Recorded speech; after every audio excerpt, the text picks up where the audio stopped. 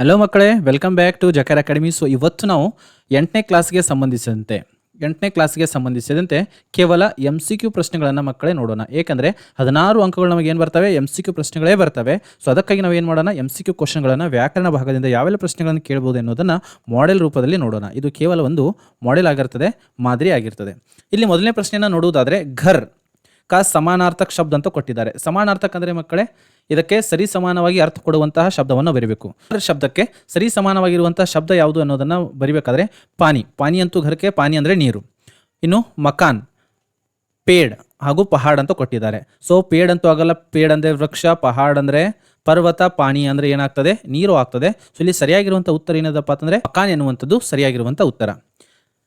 ಇನ್ನು ಎರಡನೇ ಪ್ರಶ್ನೆಯನ್ನು ಮಕ್ಕಳೇ ನಾವು ನೋಡುವುದಾದರೆ ನಿಮ್ನಲಿಖಿತ್ ಮೇ ಸೆ ಸ್ತ್ರೀಲಿಂಗ ರೂಪ್ ಕ್ಯಾ ಹೈ. ಏನು ಕೊಟ್ಟಿದ್ದಾರೆ, ನಿಮ್ನಲಿಖಿತ್ ಮೇ ಸ್ತ್ರೀಲಿಂಗ ಕೊಟ್ಟಿದ್ದಾರೆ. ಏನು ಕೊಟ್ಟಿದ್ದಾರೆ ಮಕ್ಕಳೇ, ಸ್ತ್ರೀಲಿಂಗ ಶಬ್ದವನ್ನು ಕೊಟ್ಟಿದ್ದಾರೆ. ಸೊ ಭಾಯಿ ಏನಾಗ್ತದೆ, ಪುಲ್ಲಿಂಗ ಶಬ್ದ ಇದೆ. ಲಡ್ಕಾನು ಕೂಡ ಇಲ್ಲಿ ಪುಲ್ಲಿಂಗ ಶಬ್ದ ಇದೆ. ಶಿಕ್ಷಕನು ಕೂಡ ಏನಾಗಿದೆ, ಪುಲ್ಲಿಂಗ ಶಬ್ದ ಇದೆ. ಸೊ ಸರಿಯಾಗಿರುವಂಥ ಉತ್ತರ ಯಾವುದಿದೆ, ಬಾಲಿಕಾ ಎನ್ನುವಂಥದ್ದು ಸರಿಯಾಗಿರುವಂಥ ಉತ್ತರ. ಮೂರನೇ ಒಂದು ಪ್ರಶ್ನೆಯನ್ನು ನೋಡುವುದಾದರೆ ಬೇಟಾ ಶಬ್ದಕ ಅನ್ಯವಚನ ರೂಪ್ ಅಂತ ಕೇಳಿದ್ದಾರೆ.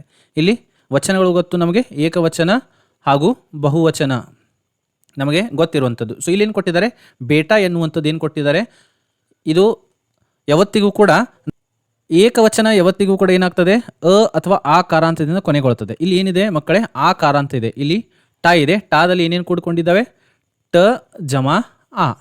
ಸೊ ಇಲ್ಲಿ ಆ ಕಾರಾಂತದಿಂದ ಏನಾಗ್ತದೆ, ಈ ಒಂದು ಶಬ್ದ ಕೊನೆಗೊಳ್ತಾ ಇದೆ. ಸೊ ಈ ಒಂದು ಶಬ್ದ ಯಾವುದಾಗಿದೆಪ್ಪ ಅಂತಂದರೆ ಏಕವಚನ ಶಬ್ದ ಆಗಿದೆ.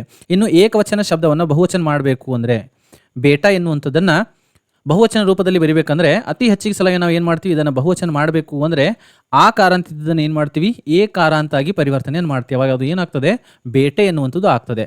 ಸೊ ಮಕ್ಕಳೇ ಇಲ್ಲಿ ಸರಿಯಾಗಿರುವಂಥದ್ದು ಆಗಿದೆ ಬೇಟೆ ಹೈ ಎನ್ನುವಂಥದ್ದು ಸರಿಯಾಗಿರುವಂಥ ಉತ್ತರ. ಸೊ ಇಲ್ಲಿ ನಾವು ನೋಡಬಹುದು ಬೇಟೆ ಎನ್ನುವಂಥದ್ದು ಸರಿಯಾಗಿರುವಂಥ ಉತ್ತರ. ನಾಲ್ಕನ್ನು ನೋಡುವುದಾದರೆ ಮೈ ಕಲಬುರ್ಗಿ ಮೇ ರಹತಾ ಹೂँ ರೇಖಾಂಕಿತ್ ಶಬ್ದ ವ್ಯಾಕರಣ ಕಿ ದೃಷ್ಟಿ ಮೇ. ಸೊ ಇಲ್ಲಿ ಒಂದು ಶಬ್ದವನ್ನು ಕೊಟ್ಟಿದ್ದಾರೆ, ಮೈ ಕಲಬುರ್ಗಿ ಮೇ ರಹತಾ ಹೂँ ಅಂತ ಹೇಳಿ. ಅದು ವ್ಯಾಕರಣ ದೃಷ್ಟಿಯಿಂದ ಏನಾಗ್ತದೆ, ಸರ್ವನಾಮ ಆಗ್ತದೋ, ಕ್ರಿಯಾ ಆಗ್ತದೋ, ವಿಶೇಷಣ ಆಗ್ತದೋ ಅಥವಾ ಸಂಜ್ಞೆ ಆಗ್ತದೋ. ಸರ್ವನಾಮ ಅಂತೂ ಆಗಂಗಿಲ್ಲ, ಯಾಕಂದರೆ ಕಲಬುರ್ಗಿ ಒಂದು ಸ್ಥಾನವನ್ನು ಸೂಚಿಸ್ತದೆ. ಕಲಬುರ್ಗಿ ಇದೊಂದು ಏನು ಸ್ಥಾನ. तो किसी व्यक्ति, स्थान या वस्तु को या फिर किसी भाव को सूचित करने वाले शब्द को हम क्या कहते हैं, संज्ञा कहते हैं. संज्ञा ಅಂದರೆ ನಾಮಪದ. ಸಂಜ್ಞಾ ಅಂದರೆ ಮಕ್ಕಳೇನು, ನಾಮಪದ. ನಮಗೆಲ್ಲರೂ ಗೊತ್ತಿರುವಂತೆ ಯಾವುದೇ ಒಂದು ವ್ಯಕ್ತಿ ಹೆಸರನ್ನು ಸೂಚಿಸಬೇಕು ಅಥವಾ ಒಂದು ಸ್ಥಳದ ಹೆಸರನ್ನು ಸೂಚಿಸಬೇಕು, ಒಂದು ಭಾವನೆ ಇರಬೇಕು, ಅದಕ್ಕೆ ನಾವೇನಂತ ಕರಿತೀವಿ, ಸಂಜ್ಞಾ ಅಂತ ಕರಿತೀವಿ. ಸೊ ಇಲ್ಲಿ ಕಲಬುರ್ಗಿ ಒಂದು ಸ್ಥಾನವನ್ನು ಸೂಚಿಸದೆ. ಸೊ ಅದಕ್ಕಾಗಿ ನಾವು ಇದಕ್ಕೆ ಏನು ಮಾಡ್ತೀವಿ, ಸಂಜ್ಞಾ ಶಬ್ದ ಆಪ್ಷನ್ ಡಿ ಏನಿದೆ ಸಂಜ್ಞಾ ಅಂತ ಕರಿತೀವಿ. ಸೊ ಅದೇ ಥರ ನಾವು ನೋಡುವುದಾದರೆ ಪ್ರಶ್ನೆ 5 ನೋಡುವುದಾದರೆ ಲಿಖಿತ್ ಮೇ ಸೆ ಸರ್ವನಾಮ ಶಬ್ದ ಹೈ. ಇನ್ನು ಮಕ್ಕಳೇ ನಾವು ಸರ್ವನಾಮವನ್ನು ತಿಳಿದುಕೊಳ್ಬೇಕು ಅಂದರೆ ಸರ್ವನಾಮ. ಸೊ ಇದರ ಡೆಫಿನೇಷನ್ ಏನಿದೆ, ನಾಮಪದದ ಬದಲಾಗಿ ಸಂಜ್ಞಾಕ್ಕೆ बदले ಪ್ರಯುಕ್ತ होने वाले शब्द को हम क्या कहते हैं, ಸರ್ವನಾಮ कहते हैं. ನಾಮಪದದ ಬದಲಾಗಿ ಪ್ರಯೋಗವಾಗುವಂಥ ಶಬ್ದವನ್ನು ನಾವು ಏನಂತ ಕರಿತೀವಿ, ಸರ್ವನಾಮ ಅಂತ ಕರಿತೀವಿ. ಸೊ ಇಲ್ಲಿ ನಾವು ನೋಡುವುದಾದರೆ ಗಣೇಶ, ಬೆಂಗಳೂರು, ರೇಣುಕಾ. ಗಣೇಶ ಒಂದು ವ್ಯಕ್ತಿಯನ್ನು ಸೂಚಿಸ್ತದೆ, ಒಂದು ಹೆಸರನ್ನು ಸೂಚಿಸ್ತದೆ. ಬೆಂಗಳೂರು ಒಂದು ಸ್ಥಾನವನ್ನು ಸೂಚಿಸ್ತದೆ. ರೇಣುಕಾನು ಕೂಡ ಏನಾಗ್ತದೆ, ಒಂದು ಹೆಸರನ್ನು ಸೂಚಿಸ್ತದೆ. ಸೊ ಹೆಸರನ್ನು ಸೂಚಿಸುವುದು ಏನಾಗ್ತದೆ, ಸಂಜ್ಞೆ ಆಗ್ತದೆ. ಸೊ ಇಲ್ಲಿ ಸರಿಯಾಗಿರುವಂತಹ ಆಪ್ಷನ್ ಯಾವುದು ಅಂದರೆ ವಹ ಎನ್ನುವಂಥದ್ದು ಸರ್ವನಾಮ ಶಬ್ದ. 6ನೇ ಪ್ರಶ್ನೆ ನೋಡುವುದಾದರೆ ಖುಲಿ ಹವಾ ಮೇ ಲಹರಾತಿ ಉಡ್ ಉಡ್ಕರ್ ಚಲಿ ಪತಂಗ್ ಪದ್ಯಾಂಶ ಮೇ ಪ್ರಯುಕ್ತ ದ್ವಿರುಕ್ತಿ ಶಬ್ದ. ಇಲ್ಲಿ ಏನು ಕೊಟ್ಟಿದ್ದಾರೆ ಮಕ್ಕಳೇ, ದ್ವಿರುಕ್ತಿ ಅಂತ ಕೊಟ್ಟಿದ್ದಾರೆ, ದ್ವಿರುಕ್ತಿ. ಸೊ ಮಕ್ಕಳೇ ಇಲ್ಲಿ ಗಮನಿಸಬೇಕಾಗಿರುವಂಥ ಅಂಶ ಏನಂದರೆ ದ್ವಿರುಕ್ತಿ ಅಂದರೆ ಒಂದೇ ಶಬ್ದ ಏನಾಗಿರಬೇಕು, ಡಬಲ್ ಸಲ ಬಂದಿರಬೇಕು. ಪದೇ ಪದೇ ಅದೇ ಶಬ್ದ ಬಂದಿರಬೇಕು. ಒಂದೇ ಶಬ್ದ ಏನಾಗಿರಬೇಕು, ಒಂದೇ ಶಬ್ದ ಡಬಲ್ ಸಲ ಬಂದಿರಬೇಕು. ದ್ವಿ ಅಂದರೆ ನಮಗೆ ಅದರಲ್ಲೇ ಗೊತ್ತಾ, ದ್ವಿ ಅಂದರೆ 2 ಸಲ, ಒಂದೇ ಶಬ್ದ 2 ಸಲ ಬಂದಿರಬೇಕು. ಸೊ ಅಂಥ ಒಂದು ಶಬ್ದ ಈ ಒಂದು ವಾಕ್ಯದಲ್ಲಿ, ಈ ಒಂದು ಪದ್ಯಾಂಶದಲ್ಲಿ ಯಾವುದಿದೆ ಅನ್ನೋದು ನೋಡಬೇಕು. ಮೂರತ್ ಸೂರತ್ ಅಂತೂ ಹಾಕೋದಿಲ್ಲ. ಮೂರತ್ ಸೂರತ್ ಏನಾಗ್ತದೆ, ಮೂರತ್ ಹಾಗೂ ಸೂರತ್ ಇದು ತುಕಾಂತ ಶಬ್ದ ಆಗ್ತದೆ. ಸದಾ ಕೈಸಿನೂ ಕೂಡ ಆಗಂಗಿಲ್ಲ, ಮೂರತ್ ಸದಾನೂ ಕೂಡ ಆಗಂಗಿಲ್ಲ.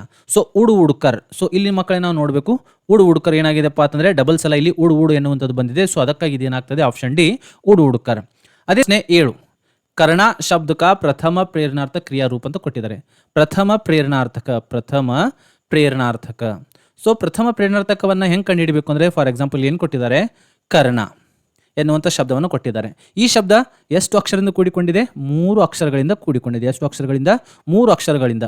ಸೊ ಇದನ್ನು ನಾವು ಪ್ರಥಮ ಪ್ರೇರಣಾರ್ಥಕವಾಗಿ ಕನ್ವರ್ಟ್ ಮಾಡ್ಕೋಬೇಕಂದ್ರೆ ಕೊನೆಯ ಅಕ್ಷರ ಏನಿದೆ ಮಕ್ಕಳೇ ನಮ್ಮದು ನಾ ಎನ್ನುವಂಥದ್ದು ಏನಿದೆ ಕೊನೆಯ ಅಕ್ಷರ ಇದೆ. ಸೊ ಕೊನೆಯ ಅಕ್ಷರದ ಹಿಂದೆ ನಾವು ಏನು ಮಾಡಬೇಕು, ಆಕಾರಾಂತವನ್ನು ಹಚ್ಚಬೇಕು. ಅವಾಗ ಇದು ಏನಾಗ್ತದೆ, ಪ್ರಥಮ ಪ್ರೇರಣಾರ್ಥಕ ಆಗ್ತದೆ. ಸೊ ಇಲ್ಲಿ ಕ ಬರದೆ ಕೊನೆಯ ಅಕ್ಷರ ಏನಿದೆ ನಾ ಇದೆ.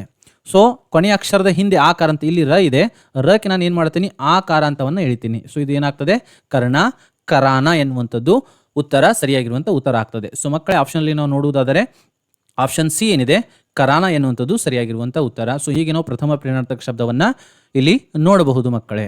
8 ನೋಡುವುದಾದರೆ ಲಿಖಿತ್ ಮೆಸೆ ಶುದ್ಧ ವಾಕ್ಯ ಹೇ. ಕೆಳಗಡೆ 4 ಆಪ್ಷನ್ಗಳನ್ನು ಕೊಟ್ಟಿದ್ದಾರೆ. ಇದರಲ್ಲಿ ಶುದ್ಧ ವಾಕ್ಯ ಯಾವುದು ಎನ್ನುವಂಥದ್ದನ್ನು ಮಕ್ಕಳೇ ಬರೀಬೇಕು. ಇಲ್ಲಿ ಮೊದಲನೇ ವಾಕ್ಯವನ್ನು ನೋಡೋಣ. ಜಂಗಲ್ ಮೇ पीपल का पेड़ है, जंगल को पीपल का पेड़ है, जंगल पर पीपल का पेड़ है, जंगल की पीपल का पेड़ है. ಸೊ ಇಲ್ಲಿ ಆಪ್ಷನ್ ಎ ಏನಾಗ್ತದೆ, ಸರಿಯಾಗಿ ಆಗ್ತದೆ. ಯಾಕಂದ್ರೆ ಜಂಗಲ್ ಮೇ ಪೀಪಲ್ ಕಾ ಪೇಡ ಎನ್ನುವಂತೂ ಸರಿಯಾಗಿರುವಂಥ ಉತ್ತರ ಆಗ್ತದೆ. ಕಾಡಿನಲ್ಲಿ ಆಲದ ಮರವಿದೆ ಎನ್ನುವಂಥದ್ದು. ಇಲ್ಲಿ ಕೋ ಇದನ್ನು ಕೂಡ ಬರಂಗಿಲ್ಲ, ಪರ್ ಅಂದರೆ ಮೇಲೆ, ಕೀ ಅಂದರೆ ಇದನ್ನು ಕೂಡ ಬರಂಗಿಲ್ಲ. ಸೊ ಇಲ್ಲಿ ಸರಿಯಾಗಿರುವಂಥ ಉತ್ತರ ಜಂಗಲ್ ಮೇ ಪೀಪಲ್ ಕಾ ಪೇಡ್ ಹೈ. ಪ್ರಶ್ನೆ 9 ನೋಡುವುದಾದರೆ ಮುಸಲ್ಮಾನೋ ಕಾ ಪವಿತ್ರ ತ್ಯೋಹಾರ್ ಅಂತ ಕೊಟ್ಟಿದ್ದಾರೆ. ದೀಪಾವಳಿ ಅಂತೂ ಅಲ್ಲ, ಕ್ರಿಸ್ಮಸ್ನು ಕೂಡ ಅಲ್ಲ, ಬೈಸಾಖಿನೂ ಕೂಡ ಅಲ್ಲ. ಸೊ ಪವಿತ್ರ ತ್ಯೋಹಾರ್ ಯಾವುದಾಗಿರ್ತದೆ, ರಂಜಾನ್ ಆಗಿರ್ತದೆ ಮಕ್ಕಳೇ. ಸೊ ಅದು ಸರಿಯಾಗಿರುವಂಥ ಉತ್ತರ. 10 ನೋಡುವುದಾದರೆ ಬರ ಡ್ಯಾಶ್ ದ ರಿಕ್ತ ಸ್ಥಾನ ಮೇ ಆನೆ ವಾಲ ಸಹಿ ವರ್ಣ. ಸರಿಯಾಗಿರುವಂಥ ವರ್ಣವನ್ನು ನಾವು ಇಲ್ಲಿ ಏನು ಮಾಡಬೇಕಾಗ್ತದೆ, ತುಂಬಬೇಕಾಗ್ತದೆ. ಸರಿಯಾಗಿರುವಂಥ ವರ್ಣ ಯಾವುದು, ಒಂದು ವೃಕ್ಷದ ಹೆಸರಾಗಬೇಕು. ಇಲ್ಲಿ ಏನಾಗಬೇಕು, ಪೇಡ್ ಕಾ ನಾಮ್ ಹೋನಾ ಚಾಹಿಯೆ. ಪೇಡ್ ಅಂದರೆ ಒಂದು ಮರದ್ದು ಅಥವಾ ಗಿಡದ್ದು ಹೆಸರಾಗಬೇಕು. ಗಿಡ ಅಥವಾ ಮರ ಇದರ ಒಂದು ಹೆಸರು ಅಲ್ಲಿ ಕರೆಕ್ಟಾಗಿ ಬರಬೇಕು. ಸೊ ಇಲ್ಲಿ ಬರ, ಇಲ್ಲಿ ನಾವು ಗ ಜೋಡಿಸಿದ್ರೆ ಏನಾಗ್ತದೆ, ಅದು ಬರಗದ್. ಏನಾಗ್ತದೆ ಮಕ್ಕಳೇ, ಬರಗದ್. ಬರಗದ್ ಎನ್ನುವಂಥದ್ದು ಅರಳಿ ಮರಕ್ಕೆ ನಾವೇನಂತ ಕರಿತೀವಿ, ಬರಗದ್ ಅಂತ ಕರಿತೀವಿ. ಸೊ ಇಲ್ಲಿ ಅರಳಿ ಮರ ಎನ್ನುವಂಥ ಶಬ್ದವನ್ನು ಇಲ್ಲಿ ಕೊಡ್ತದೆ. ಇನ್ನು ಪ್ರಶ್ನೆ 11 ನೋಡುವುದಾದರೆ ನಿಮ್ನಲಿಖಿತ್ ಮೇ ಸೆ ಸಹಿ ವರ್ತನಿ ವಾಲ ಶಬ್ದ ಹೈ. ಕೆಳಗಡೆ ಏನು ಮಾಡಿದ್ದಾರೆ, ಎ ಬಿ ಸಿ ಡಿ ಎನ್ನುವಂಥದ್ದು ಏನು ಮಾಡಿದ್ದಾರೆ, 4 ಶಬ್ದಗಳನ್ನು ಕೊಟ್ಟಿದ್ದಾರೆ. ಇದರಲ್ಲಿ ಸರಿಯಾಗಿರುವಂತಹ ಶುದ್ಧವಾಗಿರುವಂಥ ಶಬ್ದ ಯಾವುದು ಅಂತ. ಪಕ್ಷಿ ಕೊಟ್ಟಿದ್ದಾರೆ, ಪಕ್ಕಶಿ ಕೊಟ್ಟಿದ್ದಾರೆ, ಪಕ್ಷಿ ಕೊಟ್ಟಿದ್ದಾರೆ, ಪಕ್ಷಿ ಕೊಟ್ಟಿದ್ದಾರೆ. ಸೊ ಇದನ್ನು ಕೂಡ ಬರಂಗಿಲ್ಲ, ಇದನ್ನು ಕೂಡ ಬರಂಗಿಲ್ಲ, ಇದನ್ನು ಕೂಡ ಬರಂಗಿಲ್ಲ. ಸರಿಯಾಗಿರುವಂಥ ಉತ್ತರ ಯಾವುದಿದೆ ಅಂದರೆ ಪಕ್ಷಿ ಎನ್ನುವಂಥದ್ದು. ಪಕ್ಷಿ ಎನ್ನುವಂಥದ್ದು ಶುದ್ಧವಾಗಿರುವಂತಹ ಸರಿಯಾಗಿರುವಂತಹ ಒಂದು ಶಬ್ದ. ತದನಂತರ ಪ್ರಶ್ನೆ 12 ನೋಡುವುದಾದರೆ ಪುರಾಣ ಶಬ್ದಕ ವಿಲೋಮ್ ರೂಪ ಹೇ. ವಿಲೋಮ್ ಅಂದರೆ ವಿರುದ್ಧಾರ್ಥಕ ಪದವನ್ನು ನಾವೇನಂತ ಕರಿತೀವಿ, ವಿರುದ್ಧ ಪದ ಅಥವಾ ವಿರುದ್ಧಾರ್ಥಕ ಪದಕ್ಕೆ ನಾವೇನಂತ ಕರಿತೀವಿ, ವಿಲೋಮ ಶಬ್ದ ಅಂತ ಮಕ್ಕಳೇ ಕರಿತೀವಿ. ಸೊ ಪುರಾಣ, ಪುರಾಣ ಅಂದರೆ ಪುರಾಣ. ಪುರಾಣ ಅಂದರೆ ಏನು ಮಕ್ಕಳೇ, ಹಳೇದು. ಪುರಾಣ ಅಂದರೆ ಹಳೇದು. ಇನ್ನು ಹೊಸದು ಅಂತ ಇದರ ವಿರುದ್ಧಾರ್ಥಕ ಶಬ್ದ ಏನಾಗ್ತದೆ, ಹೊಸದು ಅಥವಾ ಹೊಸ ಅಥವಾ ಹೊಸದು. ಸೊ ಹಿಂದಿಯಲ್ಲಿ ಹೊಸ ಅನ್ನೋದಕ್ಕೆ ಅಥವಾ ಹೊಸದು ಅನ್ನೋದಕ್ಕೆ ಯಾವ ಶಬ್ದವನ್ನು ಬಳಸ್ತೀವಿ, ಪುರಾಣಿ ಆಗಂಗಿಲ್ಲ. ನಯಾ ಬಿಲ್ಕುಲ್ ಸಹಿ. ನಯಾ ಎನ್ನುವಂಥದ್ದು ಏನಾಗ್ತದೆ, ಇದರ ವಿಲೋಮ ಶಬ್ದ ಆಗ್ತದೆ. ನಯಾ ಎನ್ನುವಂಥದ್ದು ವಿಲೋಮ ಶಬ್ದ. ಸೊ ಸರಿಯಾಗಿರುವಂಥ ಉತ್ತರ ಯಾವುದಿದೆ ಮಕ್ಕಳೇ, ನಯಾ. ಇದು ಏನಾಗಿದೆ, ಪುರಾಣ ಶಬ್ದಕ ವಿಲೋಮ್ ರೂಪ ಹೇ. ಇನ್ನು ಪ್ರಶ್ನೆ 13 ನೋಡುವುದಾದರೆ ಕಮರ್ ಕಸ್ನಾ ಇಸ್ ಮುಹಾವರೆ ಕಾ ಅರ್ಥ ಕ್ಯಾ ಹೈ. ಇಲ್ಲಿ ಏನು ಕೊಟ್ಟಿದ್ದಾರೆ, ಒಂದು ಮುಹಾವರವನ್ನು ಕೊಟ್ಟಿದ್ದಾರೆ. ಏನು ಕೊಟ್ಟಿದ್ದಾರೆ ಮಕ್ಕಳೇ, ಮುಹಾವರ. ಸೊ ಇದರ ಅರ್ಥ ಏನು ಅಂತ. ಕಮರ್ ಕಸ್ನಾ ಅಂದರೆ ಕಮರ್ ಬಂಧನ ಆಗಂಗಿಲ್ಲ, ಮೂರ್ಖ ಬಂಧನ ಆಗಂಗಿಲ್ಲ, ಭಾಗ್ ಜನನೂ ಕೂಡ ಆಗಂಗಿಲ್ಲ. ಕಮರ್ ಕಸ್ನಾ ಅಂದರೆ ಏನಾಗ್ತದೆ ಮಕ್ಕಳೇ, ಆಪ್ಷನ್ ಡಿ ತಯಾರ್ ಹೋನ ಎನ್ನುವಂಥದ್ದು ಸರಿಯಾಗಿರುವಂಥ ಉತ್ತರ. ಪ್ರಶ್ನೆ 14 ನೋಡುವುದಾದರೆ ನಿಮ್ನಲಿಖಿತ್ ಮೇ ಸೆ ವ್ಯಕ್ತಿವಾಚಕ ಸಂಜ್ಞಾ ಹೈ. ಕೆಳಗೆ ಕೊಟ್ಟಿರುವಂಥಗಳಲ್ಲಿ ವ್ಯಕ್ತಿವಾಚಕ ಏನು ಕೊಟ್ಟಿದ್ದಾರೆ, ವ್ಯಕ್ತಿವಾಚಕ. ಸೊ ವ್ಯಕ್ತಿಯ ಹೆಸರನ್ನು ಸೂಚಿಸುವಂಥ ಹೆಸರನ್ನು ನಾವು ಏನು ಮಾಡಬೇಕು ಮಕ್ಕಳೇ, ಬರಿಬೇಕಾಗಿರುವಂಥದ್ದು. ಸೊ ಪಕ್ಷಿ ಇದು ವ್ಯಕ್ತಿಯನ್ನು ಸೂಚಿಸಂಗಿಲ್ಲ, ಪ್ರಾಣಿನೂ ಕೂಡ ವ್ಯಕ್ತಿಯನ್ನು ಸೂಚಿಸಂಗಿಲ್ಲ, ಅಚ್ಚಾಯಿನೂ ಕೂಡ ಒಂದು ಭಾವನೆಯನ್ನು ಸೂಚಿಸ್ತದೆ. ಸೊ ಇಲ್ಲಿ ಸರಿಯಾಗಿರುವಂಥ ವಿವೇಕ ಅನ್ನುವಂಥದ್ದು ಏನು ಮಾಡ್ತದೆ, ವ್ಯಕ್ತಿಯನ್ನು ಸೂಚಿಸ್ತದೆ. ಸೊ ಅದು ಏನಾಗ್ತದೆ, ವ್ಯಕ್ತಿವಾಚಕ ಸಂಜ್ಞೆ ಆಗ್ತದೆ. ಸೊ ಆಪ್ಷನ್ ಬಿ ವಿವೇಕ ಎನ್ನುವಂಥದ್ದು ಸರಿಯಾಗಿರುವಂತಹ ಉತ್ತರ. ಇನ್ನು ಪ್ರಶ್ನೆ 15 ನೋಡುವುದಾದರೆ ರಾಜು ಔರ್ ಸಂಜು ದೋನೋ ದೋಸ್ತತೆ ವಾಕ್ಯ ಕಾ ಕನ್ನಡ ಮೇ ಅನುವಾದ. ಇದರ ಒಂದು ಕನ್ನಡದಲ್ಲಿ ಅನುವಾದ. ರಾಜು ಔರ್ ಸಂಜು ದೋನೋ ದೋಸ್ತತೆ. ಇದನ್ನು ನಾವು ಕನ್ನಡದಲ್ಲಿ ಅನುವಾದ ಮಾಡಿದಾಗ ಏನಾಗ್ತದೆ, ರಾಜು ಮತ್ತು ಸಂಜು ಇಬ್ಬರು ಸ್ನೇಹಿತರು, ರಾಜು ಮತ್ತು ಸಂಜು ಇಬ್ಬರು ಸಹಪಾಠಿಗಳು, ರಾಜು ಮತ್ತು ಸಂಜು ಇಬ್ಬರು ವೈರಿಗಳು, ರಾಜು ಮತ್ತು ಸಂಜು ಇಬ್ಬರು ಕ್ರೀಡಾಪಟಿಗಳು. ದೋಸ್ತ್ ಅಂತ ಕೊಟ್ಟಿದ್ದಾರೆ. ದೋಸ್ತ್ ಅಂದರೆ ಗೆಳೆಯ ಅಂತ ಆಗ್ತದೆ, ವೈರಿನೂ ಆಗಂಗಿಲ್ಲ, ಸಹಪಾಠಿನೂ ಆಗಂಗಿಲ್ಲ, ಸ್ನೇಹಿತರಾಗಿದ್ದರು. ರಾಜು ಮತ್ತು ಸಂಜು ಇಬ್ಬರು ಸ್ನೇಹಿತರಾಗಿದ್ದರು ಎನ್ನುವಂಥದ್ದು ಸರಿಯಾಗಿರುವಂತಹ ಉತ್ತರ. ಆಪ್ಷನ್ ಎ ಸರಿಯಾಗಿರುವಂತಹ ಉತ್ತರ ಮಕ್ಕಳೇ. 16 ನೋಡುವುದಾದರೆ ಚಿತ್ರ ದೇಖ್ಕರ್ ಉಚಿತ್ ವಾಕ್ಯ ಸೆ ವಾಕ್ಯ ಪೂರ್ಣ ಕೀಜಿಯೆ. ಇಲ್ಲಿ ಒಂದು ಚಿತ್ರವನ್ನು ಕೊಟ್ಟಿದ್ದಾರೆ. ಈ ಒಂದು ಚಿತ್ರಕ್ಕೆ ಹಿಂದಿಯಲ್ಲಿ ಏನಂತಾರೆ ಅನ್ನೋದನ್ನು ನೋಡಿಕೊಂಡು ಇಲ್ಲಿ ಏನು ಮಾಡಿದ್ದಾರೆ, ಒಂದು ವಾಕ್ಯವನ್ನು ಕೊಟ್ಟಿದ್ದಾರೆ. ಮನುಷ್ಯ ರಹನೆ ಕಾ ಸ್ಥಾನ್ ಡ್ಯಾಶ್ ಡ್ಯಾಶ್ ಹೈ ಅನ್ನೋದು ಕೊಟ್ಟಿದ್ದಾರೆ. ಸೊ ಈ ಒಂದು ಚಿತ್ರ ಏನನ್ನು ಸೂಚಿಸ್ತದೆ ಮಕ್ಕಳೇ, ಇಲ್ಲಿ ಘರನ್ನು ಸೂಚಿಸ್ತದೆ. ಏನು ಮಾಡ್ತದೆ ಮಕ್ಕಳೇ, ಘರ್ ಎನ್ನುವಂಥದ್ದು. ಸೊ ಇಲ್ಲಿ ನಾವು ಏನು ಬರೀಬೇಕು ಅಂದರೆ ಘರ್, ಮನುಷ್ಯ ಕಾ ರಹನೆ ಕಾ ಸ್ಥಾನ್ ಘರ್ ಅಂತ ಬರೆದು ಮುಂದ್ಗಡೆ ಈ ವಾಕ್ಯವನ್ನು ಕಂಪ್ಲೀಟ್ ಮಾಡಬೇಕು. ಪ್ರಶ್ನೆ 17 ನೋಡುವುದಾದರೆ ಶಿಕ್ಷಕ್ ನೇ छात्रों को गृह कार्य दिया वाक्य में प्रयुक्त ರೇಖಾಂಕಿತ ಕಾರಕ है. ಸೊ ಕಾರಕಗಳನ್ನು ಕೊಟ್ಟಿದ್ದಾರೆ. ಇಲ್ಲಿ ಏನು ಕೊಟ್ಟಿದ್ದಾರೆ? ಕಾರಕ. ಕಾರಕ ಅಂದರೆ ವಿಭಕ್ತಿ ಪ್ರತ್ಯಯಗಳು ಅಂತ ಕರಿತೀವಿ. ವಿಭಕ್ತಿ ಪ್ರತ್ಯಯಗಳಿಗೆ ನಾವು ಏನಂತ ಕರಿತೀವಿ? ಕಾರಕ ಅಂತ ಕರಿತೀವಿ. ಕರ್ತಾನೆ, ಕರ್ಮಕೋ, ಕರನ್ಸೆ ಅದನ್ನ ನೆನಪು ಮಾಡ್ಕೊಂಡಿರ್ತಾರೆ ಮಕ್ಕಳು. ಅದನ್ನ ಒಂದ್ಸಲ ನೆನಪು ಮಾಡ್ಕೊಂಡ್ರೆ ಸರಿಯಾಗಿರುವಂಥ ಉತ್ತರ ಇಲ್ಲಿ ಸಿಗ್ತದೆ. ಕರ್ತಾನೆ ಮೊದಲನೇದಾಗಿನೇ ಏನಾಗ್ತದೆ?